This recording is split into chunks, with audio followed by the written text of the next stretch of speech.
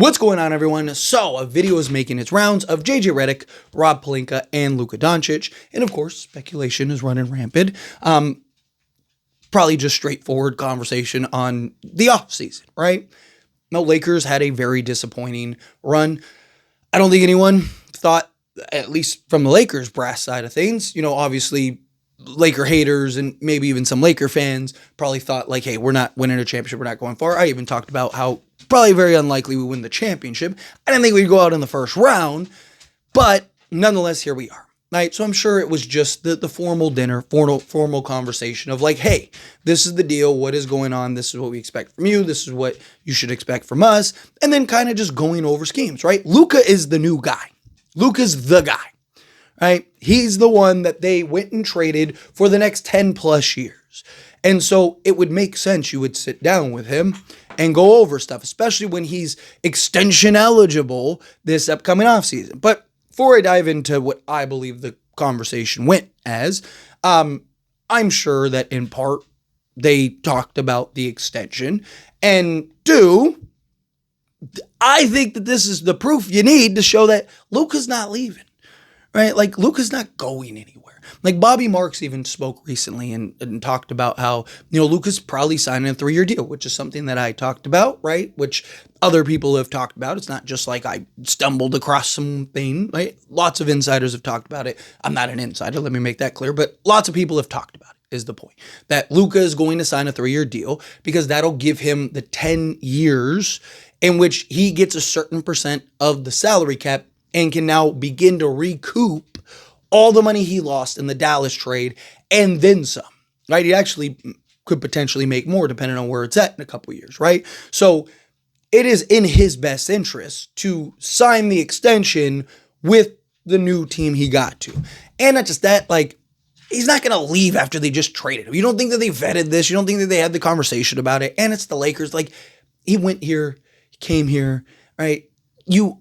Players always give that courtesy extension. Now, very rarely does a player get traded and then end up leaving, right? It's usually, extreme circumstances, right? Like Dwight Howard gets into his feelings because Kobe bullied him. But even he was like, I should have never done that, right? Usually, those players will give you that, like, hey, let's get the extension done, get that done. Also, another big thing about that is, the new trend is get the money and then work out the trade later. So if he wanted to get traded, he could still get traded and it would make more sense for the Lakers, right? If he didn't want to be here, like if, a year or two from now, he's like, I don't want to be in LA anymore, right? Well, it makes more sense for Luka because now he got the money, and for the Lakers because now they can trade him and get the assets, recoup what they need to recoup in order to hit the reset button, right? So regardless, it would be the best interest for all parties, all sides.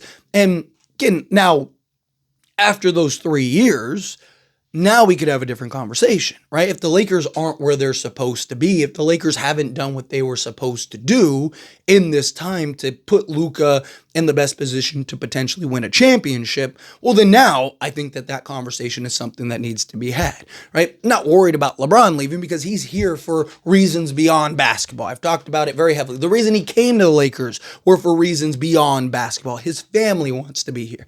And as long as his family wants to be in LA, guess what? He's not leaving LA.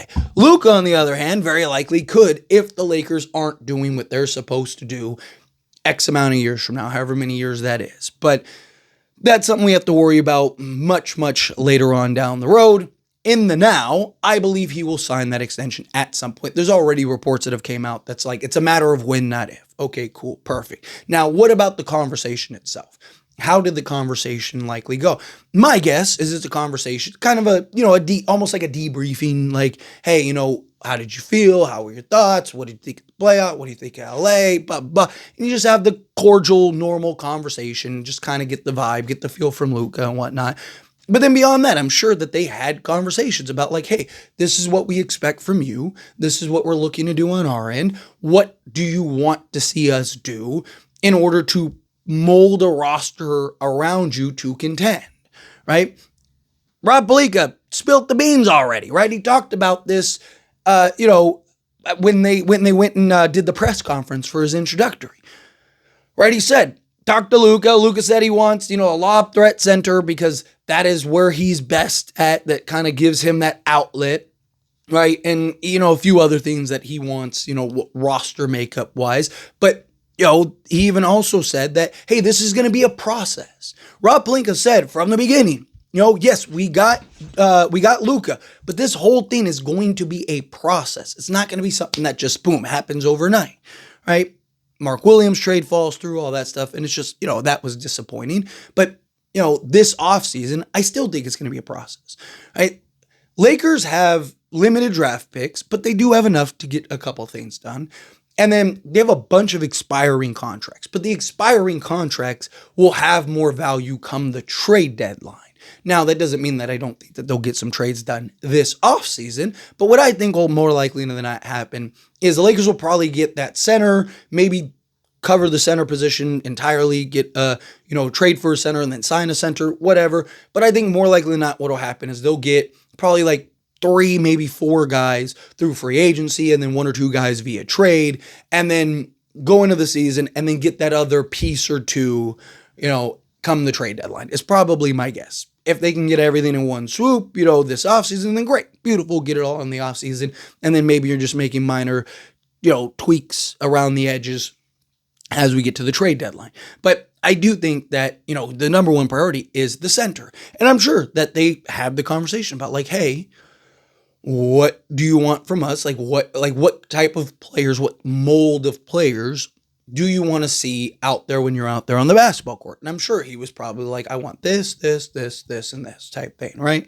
So, I'm sure that was part of it. And I'm sure that the Lakers talked to him about his conditioning, right? Reports came out, Rob Pelinka even came out and talked about it, how hey, Luka took on extra conditioning when he got back from his injury to really kind of try to expedite things. I imagine he's going to continue that this upcoming offseason. JJ Redick even talked about how we need to get guys in championship conditioning. He didn't mention any names, but I'm sure Luka was a thought in that conversation. And, he's going to have to put in the work, right? Rob Pelinka and the Lakers brass have all said, like, hey, he has been putting in the work, but you have to put in the work in the offseason too, right? Smoke your hookah, drink your beer, live your best life. That's fine. But when it's time, once you get to August or whatever, and it's time to go, time to get in gear, right? I would like to see him, work out with LeBron and do the things he needs to do, and LeBron's like, I don't need to talk him in. Like, you don't think LeBron knows whether he's signing or not? He just doesn't want to deal with it. Like, if he says something either way, then that's a media, storm. And everyone and their mother is going to be saying this, that, and the other, right? Like, so he said what is best. Like, hey, that's not my job. I stay out of it. That's between him and the organization type thing. So I don't even really knock that, right? So to me, I think everyone knows Luka's sticking around. They're all buddies hanging out, having dinner, living their best life. And I'm sure that they had a conversation. It might have been a continued conversation. It might have been the start of a conversation, right? Like, I'm sure you're not revealing everything sitting at a dinner table where people are around and can hear, or, the waiter or waitress comes over and can hear some stuff. I'm sure it's something where, they're just kind of going over the basics, right? Like, hey, this is our plan. This is our thoughts. This is what we want to do, right? We're going to go get a center. That's going to be the number one priority. I mean, Rob Pelinka even said himself, center and wing depth are the biggest priorities, right? They need, which is true. You need a center. In my opinion, you need 2 centers, but not only do you need 2 centers, you need perimeter guys. You need more Dorian Finney-Smith type guys. You need guys that can be versatile defenders, defend 1 through 5, knock down the open 3. Can you get a Nickeil Alexander-Walker in the offseason, right? Can you get even like a Bruce Brown type guy who could be a point of attack, versatile defensive guy, right? You need guys that can come in and be the mold and kind of shape that you want from a roster standpoint that best suits Luka, right? Luckily, almost everything you want for Luka, you also want for LeBron, right? What does Luka need? Floor spacing, right? And then the lob threat center, right? What does LeBron want? Floor spacing, not really the lob threat center, right? Like a Miles Turner makes more sense for LeBron than, it does for Luka, because Luka likes that outlet. Get in the teeth of the defense, create that dribble penetration, defense collapses, boom, easy lob, defense doesn't collapse, then he's just shooting over the top, right? It's a win-win for him either way, right? Where LeBron likes kind of everyone clear out, put his head down, get to the basket, and then kick out to shooters one way or another, or just get a clear path to the rim and lay it in, right? So, it'd be nice to get somebody that can maybe do a little bit of both, right? Be that lob threat, and then also, maybe not stretch the floor out to the three-point line, but, get somebody that can knock down the 15-footer with some consistency, right? Like, that would be nice. But nonetheless, right, I think it was just your normal run-of-the-mill post-playoff conversation, right? Like, we're all disappointed. We need to be better. We need you to be better, right? Do your job this offseason on the conditioning. We'll do our job on our end, player and personnel wise, and let's really grind this out going into next season. It's probably what I think it is. But anyway, as always, this is a discussion. Pass question on you. Let me know your thoughts and opinions down in the comments below. What do you think? And if you what are your thoughts?